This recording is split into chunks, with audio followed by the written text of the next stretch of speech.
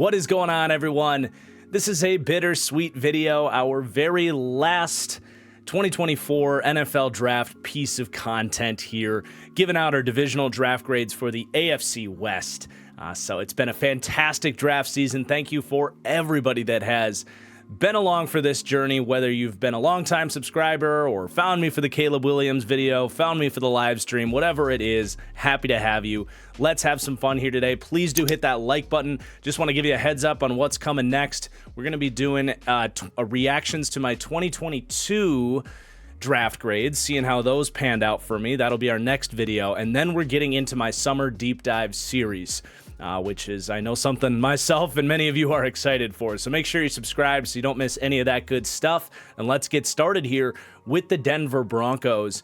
And obviously a decent amount to discuss here with Bo Nix. It's interesting because we've been talking about Bo Nix to Denver for a long time now, going back to, I think, my first mock draft in January. We've been analyzing this, but since it's happened and since a lot of you haven't been checking out all that content, we got to cover every angle here, I think. So, you know, for me, this is a B pick. I think it's a fine, solid decision. I don't think this is a home run grand slam or anything like that. It reminds me a little bit of when the Steelers took Kenny Pickett, though I think Nix is a tick above Kenny Pickett. And you're obviously taking him about 8 spots higher. So the stakes are a little bit higher than when the Steelers took Kenny Pickett. But for me, you know, the Broncos really backed themselves into a corner here. And I think them putting themselves in this situation where they didn't have a second round pick, this was the last kind of good quarterback left in this draft, or certainly one that could start for them this year. So they kind of backed themselves into this corner, especially with a coach like Sean Payton, where it wasn't really an option for them to just, okay, we'll roll into next year with Jarrett Stidham. We'll kind of tank and look at next year's crop. That was never going to be an option with Sean Payton. So for me, it's like, if you had to back yourself into that corner after the Russell Wilson situation, this is probably the best thing they could have done. I certainly prefer this for them as opposed to trading up and mortgaging even more to the fact that Bo Nix or whoever you draft has to be the guy in this situation. So again, if you had to back yourself into this corner, I think it's a fine enough pick. And I'll talk about how he fits here with Denver as well, and why I do think he's got a good chance to be a good starter for them.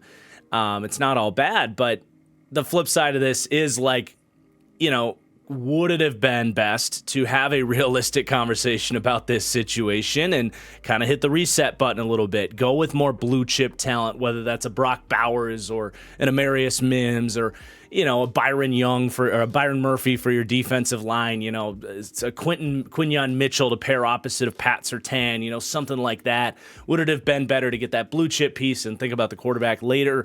I think there's a very real situation, maybe even a more probable than not situation, where it would have been better to just be realistic about who you are as the Broncos in a division with Patrick Mahomes, that you're probably never going anywhere with Bo Nix. I think that is a very reasonable argument against this pick and why ultimately it's a B for me. So there's multiple sides to the coin, but if you're going to have Sean Payton as your head coach, which has its pros and cons, this was probably what had to be your fate, especially because you didn't have that second round pick. Now, all that said, I actually like Bo Nix as a prospect. I don't love Bo Nix as a prospect, but I'm so overwhelmingly impressed by how he has evolved his game, leaving Auburn as that scramble drill, improvising chaos mode quarterback that he was, going to Oregon and not forgetting about those types of things that he can do, extending plays and making stuff happen out of structure, but really placing a premium on, I got to play on time, never pass up an open throw, you know, throw accurately, throw on time, play within the rhythm of the offense. And he, more than any quarterback in this class, took the open stuff consistently. It's, you know, it gets a bad rap, right? Oh, he's a system quarterback. Oh, he needs a great surrounding cast.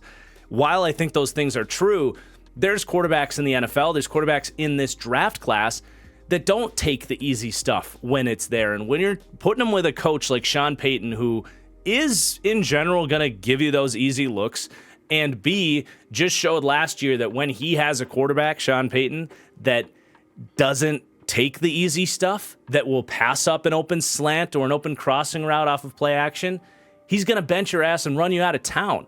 So there's a lot of aspects of Bo Nix's game that do fit well with Sean Payton. And the last thing I'll talk about with Bo Nix that leads me to actually like him as a prospect, not love him as a prospect, is something that has been a growing idea or concept for me over the last 2 years or so, for me in terms of how I view the quarterback position, how I analyze these guys. A couple of quarterbacks have opened my mind on some things. Guys like Jalen Hurts and Brock Purdy have opened my mind on the whole idea of a first read and run quarterback.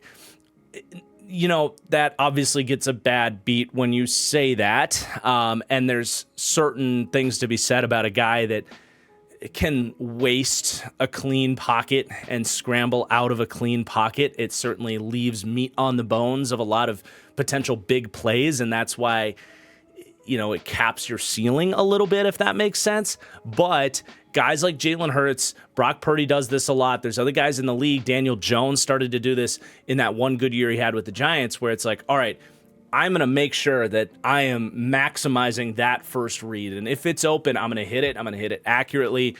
And we're going to run the structure of this offense well. But if I don't like what I see, and it's not just staring down one wide receiver, you know, a read can be a half field progression, right? It's not just one wide receiver. But that is all your first read, so to speak. If you've got, you know, you're reading out 3 routes on one side of the field, that's what I'm talking about in terms of first read. There's other first read quarterbacks that just stare down one wide receiver like Justin Fields, and that's a big problem. But that's not what I'm talking about with Bo Nix. I'm talking about your first progression is probably a better way to put it. He'll maximize that first progression, and then he's kind of got that clock in the back of his head like, okay, I don't like what I see. I'm not going to force anything. I'm going to get into scramble drill mode, and that's where he can create.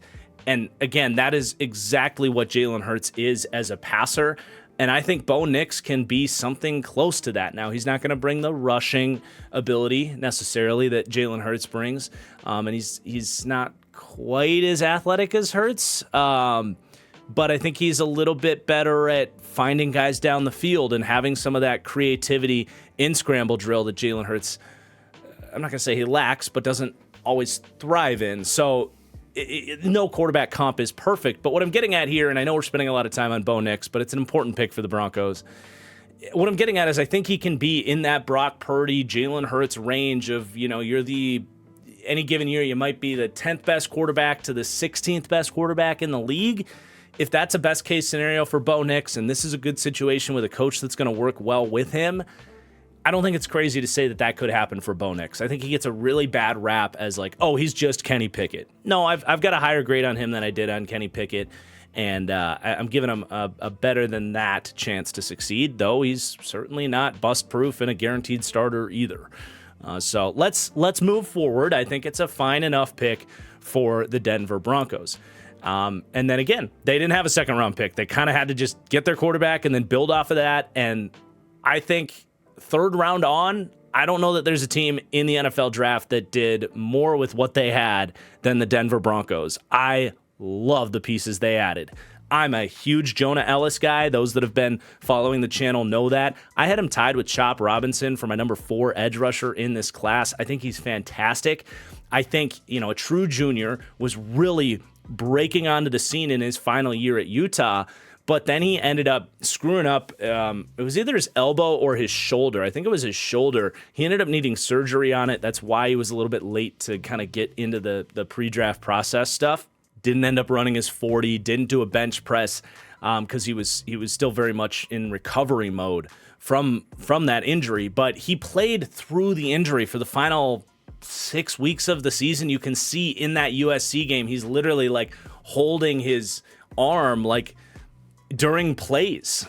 So he was playing hurt. His efficiency fell off a cliff. And I think a lot of people may have watched those games and taken that out on Jonah Ellis if you go before the injury, this dude was right behind Latu Latu for like the best pass rusher in college football last season before the injury. So, I mean, he's got finesse. He's got a nasty spin move. He's got bend around the corner. He flashes some power. He's got inside, outside swipes with excellent foot quickness.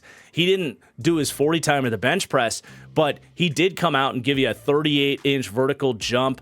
A 6'6", 9'3" cone was miles better than any edge rusher in the class. Nobody else got under 7 in this entire draft class, at least out of the 29 edge rushers I wrote up. Yeah, and even on the watch list, like 40 guys in, nobody cleared 7 3 cone. It's insane foot quickness that he has. So I would have been comfortable with him inside the top 40 of the draft. If you're not going to have a second round pick, you push Jonah Ellis into there in the top of the 3rd. I love it. And this is all of a sudden one of the more underrated edge groups in the league. I think Jonah Ellis will get right in the mix there with Browning and Nick Bonito. It's a really nice 3-man punch. And I think in a year or two, they're going to walk out of there with at least a couple high-end number 2s. And these guys, I think all 3 of them have potential to be even more than that, because I've talked about how Browning and Bonito are like just off of physical measurables, the most athletic edge room in the league. So I think it's really exciting for Denver to get him. And then Troy Franklin at the top of the 4th. Like, look, I'll ring my bell a little bit and be like, I kind of told you on Troy Franklin. Like, he's not a first-round player. But I still was comfortable with him at the end of the 2nd. Like, he still is a good route runner for more of a true deep threat. Now, he's really slender. Why I didn't like him was he gets banged around the field by any sort of physical corners, and Pat Surtain is going to have a lot of fun throwing Troy Franklin around in practice. I'll say that. And he doesn't have the best kind of ability to attack the football and win contested catches. So that frame is a problem. It's going to hold him back from being this really high upside wide receiver, but I think he can function as a deep threat. And I liked him more than I liked Marvin Mims coming out of Oklahoma. I did. So I think that's going to be a really good competition between those guys, with Sutton and Tim Patrick in the building, who are bigger physical wide receivers who are going to probably draw the opponents, Pat Surtain or Sauce Gardner type of deal. So you might be putting him in the right situation where he doesn't have to deal with those types against a lot of opponents. And then the other thing I love about this fit is he's reunited with Bo Nix.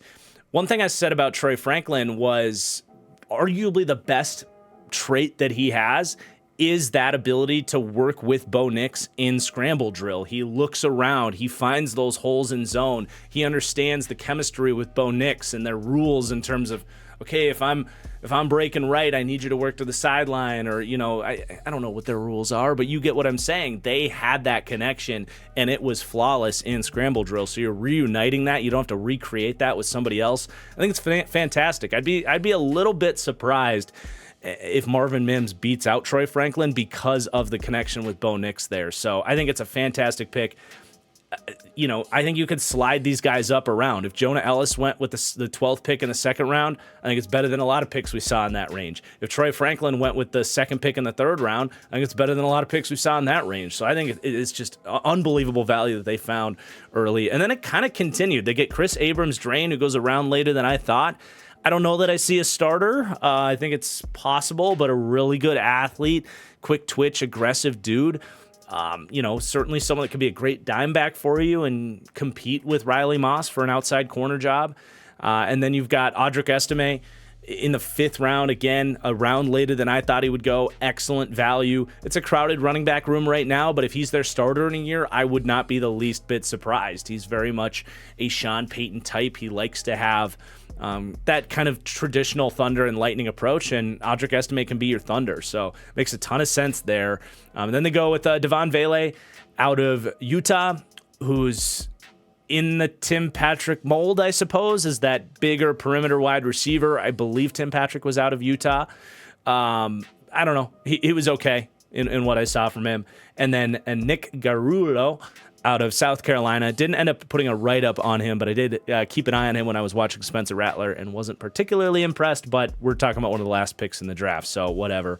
And then talk about thunder and lightning. They draft their thunder. I think they picked up some extra lightning in Blake Watson, a really electric running back out of Memphis, a lot of speed and explosiveness. They have McLaughlin there, who they like, but you get another guy to come in and compete for that room. McLaughlin was a undrafted pickup for them last year. They may have done it again in Blake Watson. So I can't quite give this an A+ grade, because at the end of the day, it's pretty close to 50-50 for me in terms of if Bo Nix is going to work out for you with that 12th pick. And that's going to be a little bit of a wait and see, obviously. But I love what they did the rest of the way. I'm going to give the Denver Broncos an A. I think they took an otherwise kind of B start and lifted it up to an A draft. Really happy with what they did. All right, then we have the Kansas City Chiefs. Much more chalky for them. They come up and get Xavier Worthy, a couple picks ahead of where they were supposed to pick. I mean, it adds up, right? I think it's fun. They made the whole league shift to quarters and two shell, and don't give up the big play. You see the Fangio wave come through. Turns out nobody's Vic Fangio. A bunch of those guys get fired, and we're seeing teams like Minnesota, Green Bay, Cleveland. The list goes on and on at this point. All these teams that are like, oh, we got to be quarters heavy. All these teams are hiring single high style defensive coaches. So we're seeing a shift back towards cover 3, cover 1. And so the Chiefs are like, all right, we're going to get right back to the whole launching the ball downfield. Patrick Mahomes is insane thing. They bring in Marquise Brown. They sign Xavier Worthy. I think both these guys can coexist with Rashee Rice and Kelsey being great underneath targets. And I think there's a very real world. This is something I talked about in the draft stream, where I think Marquise Brown is going to have a monster season for Kansas City. Obviously, things got stale the last couple years for Arizona, but I think Marquise Brown is a very talented receiver. He took a 1-year contract for a reason. And I was talking about, like, look, if you're doing best ball drafts or for your daily fantasy in the first couple weeks of the season, or your redraft leagues, Marquise Brown's a guy I'm targeting. And this video is not sponsored, but go sign up at Underdog Fantasy. Go make yourself some money. Put Marquise Brown in your lineup. Promo code TFG.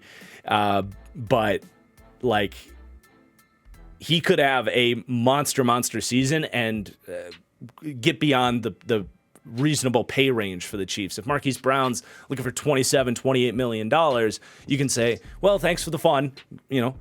Go back to your old self for a worse quarterback. We've got Xavier Worthy ready to go. So I think it's an impact now to continue to open up the field, but it is really good insurance if Marquise Brown exceeds your price range. So that makes sense. And then Kingsley Suamataia, right on the nose. I had a second or third round grade on him, so there you go. End of the second round. Very much a developmental tackle. He's not going to be an answer for them. In fact, I would go as far as saying if he is starting day one, I'd be worried about this offense a little bit. He's just not ready. He just needs to kind of be reworked from the ground up. Plays with just, narrow pad, he plays with a narrow base, high pad level. His strikes are all over the place, but freaky traits. So I think it's totally fine to take him where they did. Guys like that typically don't last much longer in the NFL draft.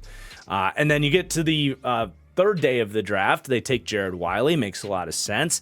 Definitely thought Wiley had to go to one of these spread offenses that understands how to use space tight ends and basically make them a quasi-slot wide receiver. My take on Wiley was he's fast. He's got good hands. He can run up the seam. There's a lot to like. He's got, a 6'6" frame. He's got a huge catch radius. There's a lot to like, but he genuinely looks like he skips leg day. He has no power in his lower half, which means he's a slow starter in his routes.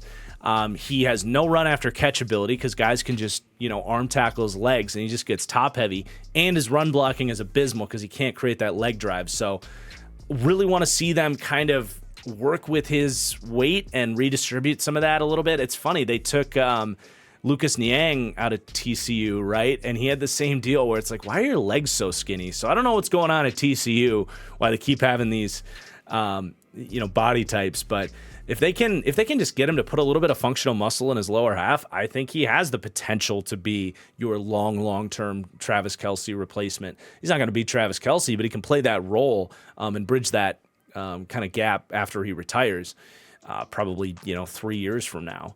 Then you go Jaden Hicks, safety out of Washington State, big-bodied hitter. Really good value for me. I definitely saw him as a day 2 player. It's just there's only so many systems that have a fit for these types of safeties. He's not the best cover player. He's not. You really don't want him playing single high at all.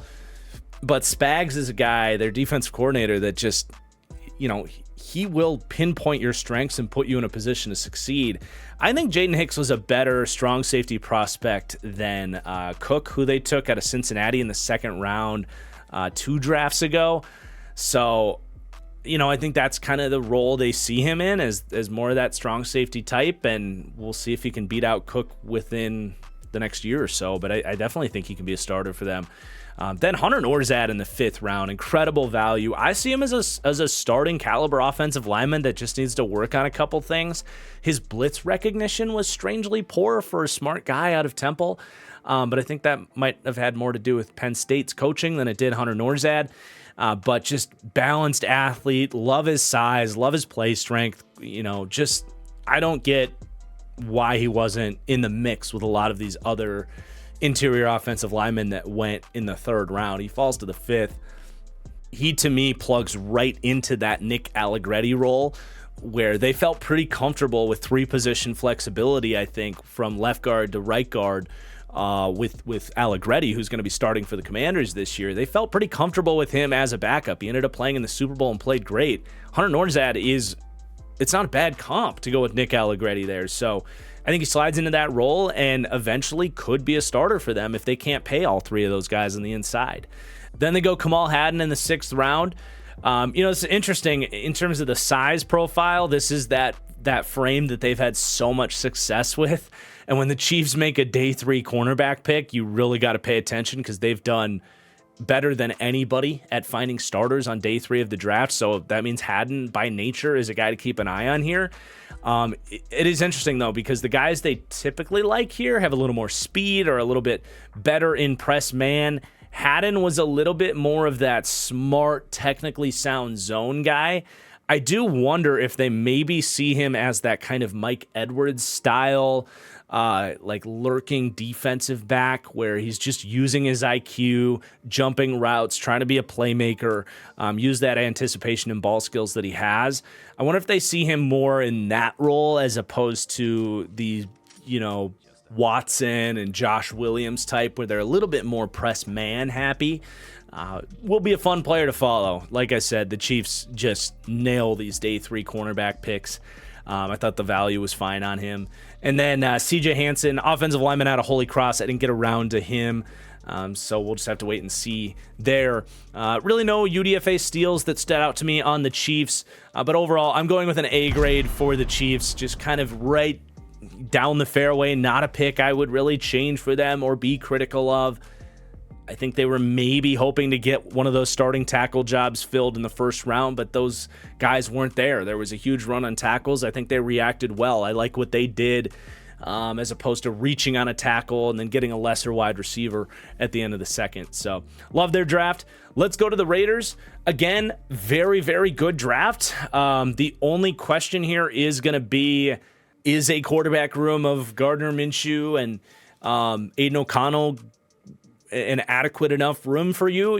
I like Minshew. I think he's deserved a chance to start, so we'll see where it goes. But there was a lot of good quarterbacks in this draft, and they were within striking distance. So, they did pass on Will Levis last year as well. So, they continue to kind of, quote-unquote, ignore the quarterback spot. But the picks they did make, I think, were really good, kind of down the board. Not really anything I would change for the most part. Love getting Brock Bowers. I think people are going to freak out about, oh my God, they just took Mayer last year. He looked good. They're wasting that pick. Not at all, man. I mean, the Raiders have made it so abundantly clear to us. They're going to smash you. They're going to come out in 12 personnel. I wouldn't be surprised if they lead the league in 12 personnel and rushing attempts this year. That's who they want to be.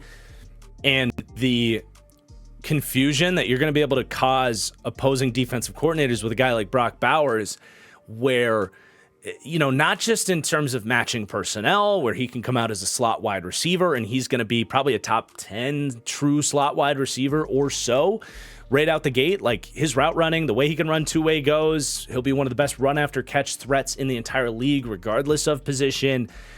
So not just the fact of like, oh God, is this really going to be 11 personnel or is this 12 personnel?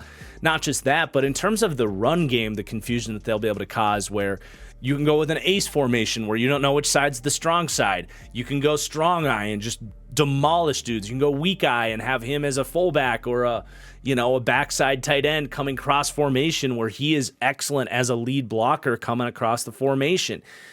Dude, you can put him out there as a wildcat quarterback if they want in goal line situations. Use him in a Taysom Hill type of role. I would wager him and Hunter Mayer will be out there together on 70% of snaps, if not more. I think they're going to have a ton of fun drawing stuff up. And he was a top 10 player in the draft for me. I think this is a great pick for the Raiders. And he's also going to make Gardner Minshew's job a lot easier with his run after catch ability. Gardner thrived with RPOs last year. Would love to see the Raiders get into some of that, throwing bubble screens, slants off of RPOs. Luke Getsy's going to have to prove that he can be a good offensive coordinator. I know Bears fans are going to scoff at that. But it's a great pick, man. The fact that they took Meyer last year is actually a compliment to this pick because I don't want Brock Bowers to be that inline wide tight end like Mayer can be. Then they go Jackson Powers Johnson. Again, if the Brock Bowers pick didn't tell you what the Raiders wanted to be, here you go. They go Jackson Powers Johnson and then offensive line again in the third round. What happened, Raiders fans? I thought you were saying in my mock drafts that the Raiders don't need offensive line help. What happened to that? They go back-to-back on day 2. Jackson Powers Johnson, I think a better player than Delmar Glaze for sure. Easily could have gone in the first round. There was some talks about injury concerns. I don't know about that, but I love Powers Johnson in this system. It's going to be a north and south kind of power-centric run game, I think. I mean, Getsy comes from the wide zone family, but that just doesn't match their personnel, in my opinion. So I'm hoping he can kind of pivot and be a little bit more of a throwback style north and south type of offense.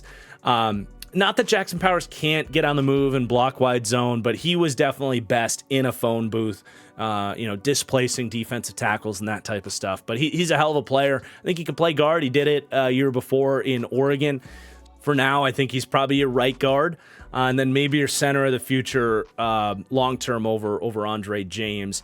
But really just best player available picks too. I think if you were to ask who are the best players available in those spots, I think Bowers and Powers. That's actually pretty fun too. Bowers and Powers. Probably would have said, those are the two best guys. Then Delmar Glaze in the middle of the third. I like Delmar Glaze. I had him around this range, third to a fourth round. It was a little bit early. There was a couple other tackle prospects I did like a little bit more. But I think, I was doing those PFF 7-round mock drafts on Patreon, and Glaze was always there in the 7th round. I'm like, I can't really take Delmar Glaze here if I'm trying to keep this realistic. I just don't think he's going to be there. So that aged well for the Patreon community out there. He goes here 3rd round. Really just a guy that needs to improve his handwork. I don't think you can really start him right away. You're probably going to go with Thayer Mumford there at right tackle, but I think Glaze has much better tools than him. He really flashes some good stuff in the run game with a good get off, good leg drive. Flashes really good footwork and pass protection too, but his strikes come in really wide and then his chest gets exposed and then he gets blown up backwards. So he's got to clean that up if he's going to start. But there's a lot to like with him. So I think that was a solid pick. But then you get to day 3, and I continue to like what they did. Decamarion Richardson, easily my favorite day 3 dart throw at freaky athletic traits here out of Mississippi State. Every year we get a handful, anywhere from 3 to 6, maybe, height, weight, speed prospects, typically out of the SEC at the cornerback position. Richardson was my favorite this year, and you stack up all those prospects over the last 3-4 years kind of in that category. He's way up there. I mean, he ran in the 4.3s. He's got great length, fluid, easy movement skills. Like, he's got those oily hips you look for in and out of transitions. When he anticipates routes, and he wasn't entirely raw, his tape was pretty solid. He was a risk taker for sure and got in some compromising situations and some technical stuff to clean up for sure. But man, when he saw it and his technique was on point, this dude looks like Darius Slay out there, who I believe is out of Mississippi State, right? So that comp definitely works in like an absolute, 5% best case scenario there. But yeah, definitely the trait's worth gambling on there. I even like him better than like Jacorian Bennett, who they took right around this range last year. So I think that'll be a true competition, and we'll see who ends up winning that thing out. They've got a lot of speed in that secondary now, which is fun. Then they go Tommy Eichenberg out of Ohio State. He was a high floor, low upside linebacker prospect, but I think he fits right in as a backup in that room and maybe a long-term replacement to Robert Spillane over time. Just super smart dude, really instinctive run defender, was second in college football in defensive stops a year ago. His 5th season at Ohio State wasn't quite as remarkable, but I think it's great value. I think he could be a starter for them. My pro comp on him is Josie Jewell. Then we go Dylan Laub. I actually love the fit here. This is value-wise about right, but you look at that running back room, you've got Zamir White, Alexander Madison, Amir Abdullah, and then Dylan Laub. Abdullah has done some stuff in the receiving game for them, but I think Laub is a potentially better receiving threat than Amir Abdullah. I don't think that's crazy to say. So that'll be interesting to monitor. If he can take that third down role here in this offense, I think this is a team that's going to run a lot of screens, that's definitely going to utilize the running back in the receiving game with a guy like Gardner Minshew as the quarterback. A very nice kind of safety blanket to have there. And he's a good player, man. He was ridiculously productive out of New Hampshire. Great hands, great routes. I just can see it here with this team. Then we go Trey Taylor in the 7th round. I mean, good pick. It's even a little bit later than I thought he would go. I definitely thought 5th, 6th round as a special teamer, a guy that made a lot of plays at Air Force, really good ball skills, loves to hit. He'll cover kicks for you. He's a good athlete with good size. Not the best long speed, but a great first step. Don't want to overhype all these 7th round picks, but he was one of those day 3 safeties that I said, yeah, I could see him starting in the league someday. And then MJ Devonshire out of Pittsburgh, just another dart throw at a physical corner there. So fine enough pick there. They also made an undrafted pickup that I really liked. I didn't think they needed to go wide receiver early, but definitely felt like they needed someone else in that room. And I love Tulu Griffin, how he fits in that wide receiver room. You have your alpha in Adams. You have your kind of short to intermediate, call him slot, possession, physical type of guy in Jacoby Myers, your reliable dude. And you got your deep threat in Trey Tucker. They bring in Michael Gallup for some insurance on the outside. But they don't have that like super juiced up run after catch guy where you can kind of design him looks on an RPO slant or a bubble screen or a deep cross. Tulu is one of these guys that, he tested okay, ran a 4.43, 7 flat, 3 cone, 35.5 inch vertical jump. He tested, pretty good, I would say. But you watch his tape, and this guy just, when you get him an accurate throw on a slant or a crossing route, or even if you're just, getting him the ball on a screen or a jet sweep, he explodes in his first couple steps, and he loses no momentum catching the ball in stride. He had some plays where he's just knifing through the second level of the defense and taking it to the house. He's a really electric player. I think as a kick returner as well, he's going to be phenomenal. I wrote down like shades of Cordarrelle Patterson on Tulu Griffin, so I definitely thought he should have been drafted. There's a lot of worse wide receivers, in my opinion, that were drafted. So I think it's a really good pickup for that room and someone to keep an eye on. Probably not as like a fantasy football superstar. He was not very productive at Mississippi State.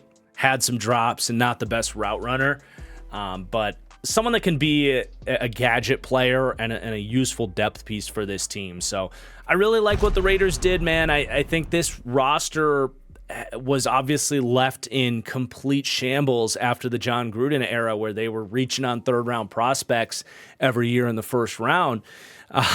This regime just has not been like that, and they blew me away last year. I did not take them seriously, and that was a mistake. They were a very legit, good football team, not a great one. Obviously, a lot of work to do on that roster, and still work to do on that roster. But they have really turned this thing around, and I no longer look at that Raiders roster and see a million holes and think it's super soft. But if some of these corners can hit, And if they can, like, maybe next year, like, get in a position to acquire either a good quarterback in the draft, or maybe they're a team that a veteran opportunity opens up for them to go get a guy. This team really is setting up to be competitive this year, but potentially great down the road. I'm really impressed by the new regime here. So going A on the Las Vegas Raiders. And then we wrap up with the LA Chargers, wrapping up with one of my favorite drafts that we saw over draft weekend. And starts with Joe Alt at the top. Chargers fans were panicking. It's like, oh my God, who's playing wide receiver for us? How can we neglect this for Justin Herbert? Oh my God, we're going to suck. And then you remember Ladd McConkey in the second.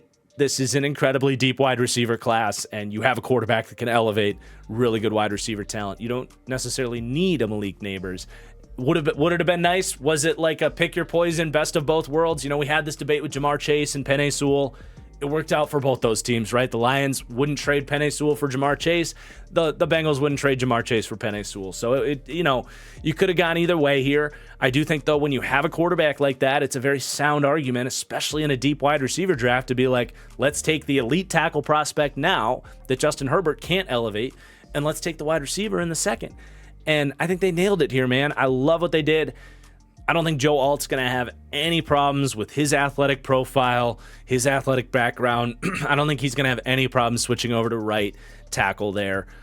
You will have him and Rashawn Slater as a potentially like truly elite tackle duo, something like, if not better, than what the Detroit Lions have built. And that's, in my opinion, the foundation of their success is that tackle duo in Detroit, and what they can do in the run game and the pass game. So I love that.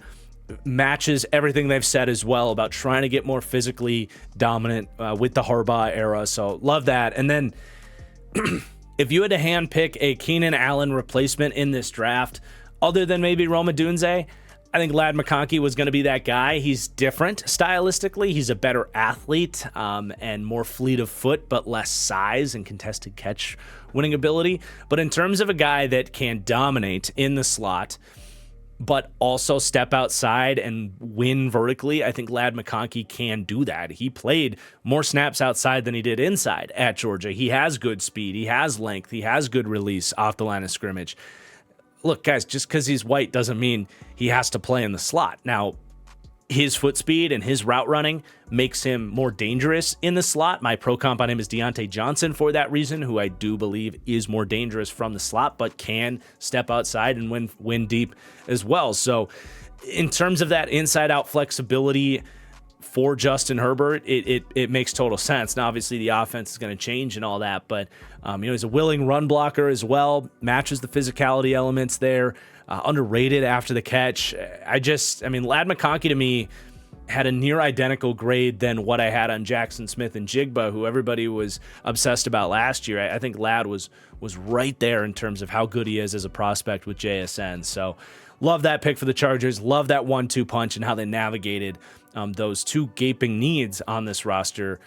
I was very surprised the amount of Chargers fans that were rushing to the defense of Trey Pipkins. Look, just because you paid a guy $10 million doesn't mean he's great. Andre Dillard got cut by the Titans after getting a similar level deal. Now, I think Pipkins a little bit better than that, but I did see right tackle as a need and obviously wide receiver a need as well.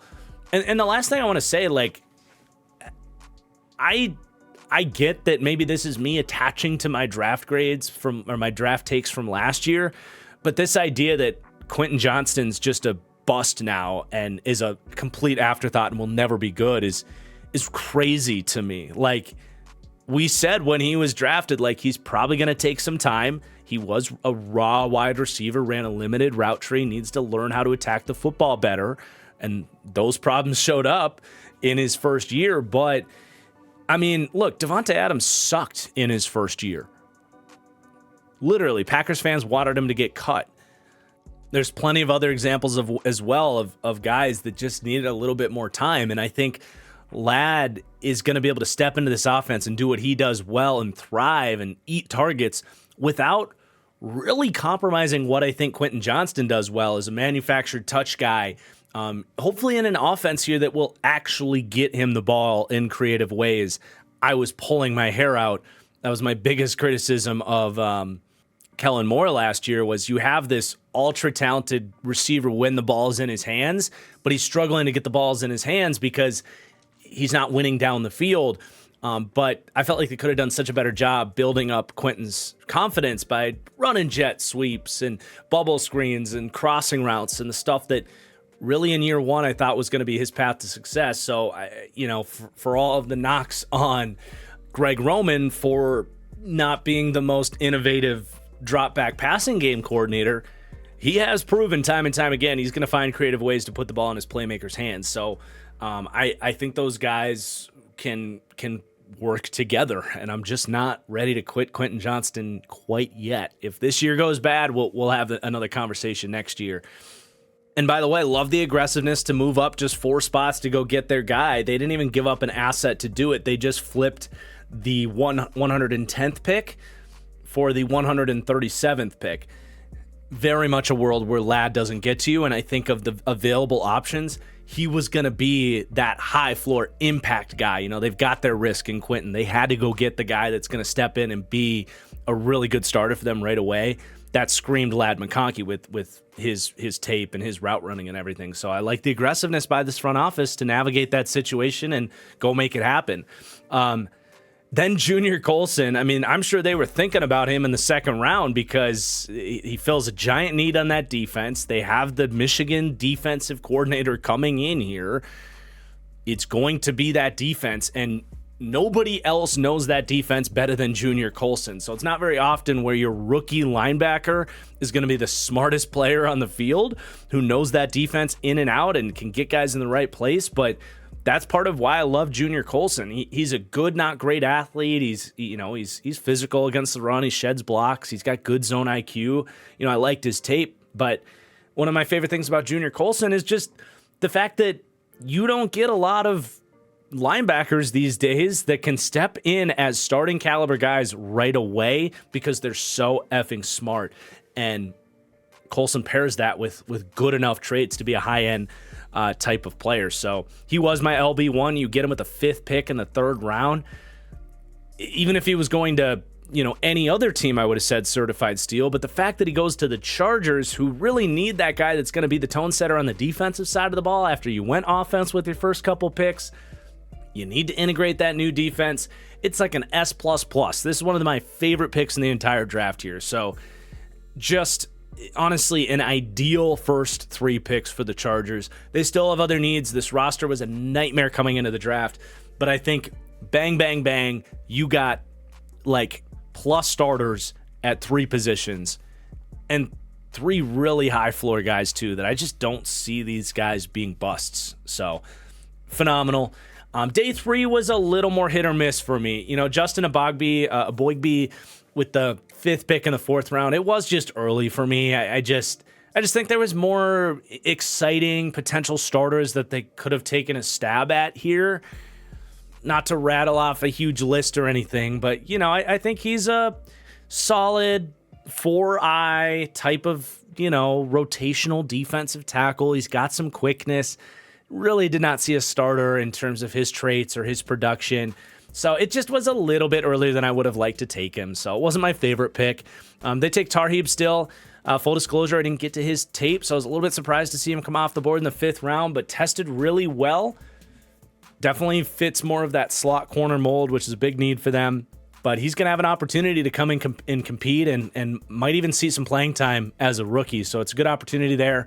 And I like pairing that type of mold with the more physical outside corner, Cam Hart. Chargers fans are very familiar with Michael Davis. Cam Hart's in that mold. I wouldn't be surprised if he turned into Michael Davis in the NFL, where he's a good physical bump and run corner, but not the best long speed and someone that's going to be a little bit more week to week, a little bit grabby, doesn't always get his head around to find the ball for interceptions. But I did think it was good value. I had a 4th round grade on Cam Hart. He goes top of the 5th. But then, dude, Kamani Vidal in the 6th round? What are we doing here, man? Shout back to the Underdog Fantasy promo code TFG when you're signing up to get him in your best ball lineups. he's a potential league winner here. It reminds me a lot of when I said that about James Robinson 3 or 4 years ago. He came into the league as an undrafted free agent. Not a dissimilar style back, small school dude, hyper productive, but I think Vidal is more explosive and a higher upside dude. Not too obsessed about the James Robinson comp, because that's not what I went with. I went with Doug Martin as my pro comp on Kamani Vidal. I mean, this dude he's 5'9", 215 pounds. So he's got that compact, contact balance build like a Kareem Hunt, where it's like he's just so hard to get down to the ground. But he also has 4.45 speed. So when he gets into the second level, he can break a tackle and he's gone. He's got good vision. He catches the ball. He was my number 5 back in this draft. I thought, third, fourth round, right around that range where guys like Marshawn Lloyd and Jalen Wright and Blake Corum were going. I had him right in the mix with that group. To me, this is your fantasy league winner. I just took him at the top of the 4th round in my dynasty draft. Couldn't be happier about it. The guys ahead of him right now, there's a very real chance that they're not there as the season goes on. Gus Edwards, who gets banged up every year, and I mean, J.K. Dobbins, not only is he an injury risk, but I just don't know if he has the explosiveness to sustain that job over a Kamani Vidal, if Vidal ever gets the opportunity. I just don't think he looks back. He's super talented. This was one of the best steals in the draft in terms of talent base. Into the 6th round, I just cannot put my stamp of approval on this pick any harder. And then they take a couple of big physical receivers in the 7th round to kind of come in and compete. Brendan Rice was one of these guys that the chat during the live stream was like, why is Brendan Rice falling? Why is he falling? Why is he falling? And I've seen a lot of people say like, oh, 3rd, 4th round, Brendan Rice, good wide receiver prospect. Look, I couldn't disagree more. I thought his tape was, we'll just say abysmal, to put it nicely. I feel like, yes, he's Jerry Rice's son, but he is missing a gear in his lower half in terms of how he's built. He is one of the slowest accelerators you'll ever see at the wide receiver position. Now, if he goes untouched for 20 yards, he can build up some long speed and get open, but that's just not realistic in the NFL. And what you see in his routes is any sort of press coverage is a huge problem for him, because press coverage is naturally going to slow you down, and he really struggles to accelerate through that and pull away from guys. So we saw that at the Senior Bowl. We saw that at his tape. You see it in his route running, where he's got the footwork and the technique, but he just really struggles to kind of explode in and out of his breaks. I don't think he can separate in the NFL, and he's a bigger-bodied wide receiver that I think won 25% of his contested catches for Caleb Williams in his final year. That is putrid for a bigger-bodied wide receiver. So I had him as a draftable guy because he had solid production with Caleb Williams. He is Jerry Rice's son. But, he was my 34th wide receiver. This is about where I expected him to go, and I don't really see it. I just don't. So that's my take on Brendan Rice. And then they take Cornelius Johnson, kind of in the same mold, bigger-bodied wide receiver. Clearly, they love him as a locker room glue guy. That's how I'm going to look at this. Someone that can probably play gunner for you on special teams. He did run 4.4. Doesn't really show in his routes. Doesn't really separate. He did make some clutch kind of possession catches towards the sideline down the stretch. Didn't like his tape. I didn't really see him as a draftable prospect, but I think this is a specific situation where I think it's a fine pick because as a special teamer and a locker room glue guy, clearly someone Harbaugh wanted to make sure he gets in the building and wasn't going to lose as a priority free agent elsewhere with the 33rd pick in the draft. That's totally fine by me, especially when they're trying to establish that culture. So no UDFA steals that really stood out for me. I found it was interesting that they only signed one Michigan guy. Granted, a lot of the actually good ones got drafted, but overall, I'm going with an A+ draft for the LA Chargers. Really, the only thing here is I think they had an opportunity to maybe get a starter at another position instead of taking a Boygby at the top of the 4th. But even then, it's you did need some defensive linemen, and there weren't a ton of good ones left. So take the guy that has some usefulness, I suppose. But yeah, just love this draft. Chargers still got work to do. I don't think they're gonna come in and blow away the AFC in year one. I think there's still a lot of roster holes, and they need another good draft like this next year. But really impressed by the new regime. I was a little worried that And it wasn't like a huge take or something I was for sure was going to happen, but I was a little bit worried with Harbaugh after the Greg Roman hire that this was going to be kind of one of those John Gruden situations where he's just kind of got his own draft board and making some wild picks that you're like, where did that come from? I don't think they did that. I think they nailed this draft. So excited to see where this goes from here. But that's going to do it. That's 32 draft grades done. Thank you so much for watching. Drop those comments down below where you agree, where you disagree. This division was a lot of great drafts. I really believe that. So there's probably not going to be a ton of negative comments in the comments down below. But we are going to shift our attention to the 2022 draft next. We're going to do revisiting my draft grades there. I think it's very timely to do that, to see kind of how those aged for me. And then it's deep dive season, baby. Can't wait. So we'll see you guys soon. Peace out.